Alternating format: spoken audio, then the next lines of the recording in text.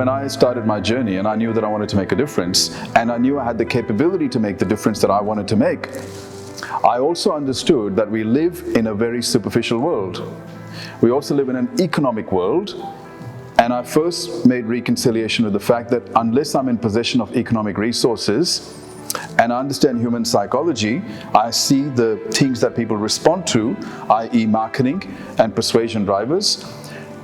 Is it possible for me perhaps to embrace those concepts, and can I reconcile that on the basis that the end justifies the means? Right? Now, I'm not saying that it's that simple to solve, but that's an ethical dilemma that every person with conscience is going to go through at some stage. Like, a lot of people don't even question these things. But then I started to realize, look, if you actually look at how people behave, people have been indoctrinated in a certain way to respond to certain triggers.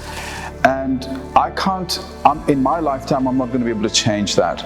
But could I potentially use the same things that the governments have used so successfully, culture, religion, education system, and science has used so successfully to indoctrinate people?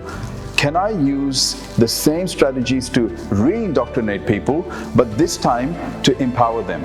In the past, every single institution has used it to disempower people. Could I use the same strategies to empower people? So that's how I reconcile the ethical dilemma in my mind, that the end justifies the means. Right? So, but the reality is that unless you've accumulated financial resources and you have the ability to market and sell yourself well, you don't get the opportunity to make an impact to the people that you want to serve.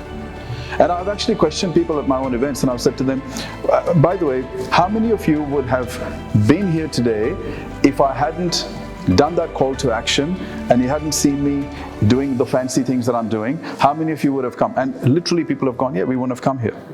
So I say, you happy that you came here? Yes. Well, the only reason you're here is because I had to apply those persuasion strategies to get you here. But I'm going to be very forthright and tell you that that's what I've done to bring you here. But the intent is positive, right? The means may be questionable, but I didn't design those means. And I can't change your hardwiring. You are hardwired now through cultural conditioning through the education system to respond to certain triggers. Unfortunately, I have to use the same triggers to get you to respond favorably to what I'm selling, but what I'm selling is going to empower you. I just wanted you to know that. So I know you've got to do your own thinking around this, but I call it the ethical and moral dilemma. It is a dilemma because it's very hard to reconcile two opposing concepts, but I want you to understand that you have to keep thinking about this and find a way to do it.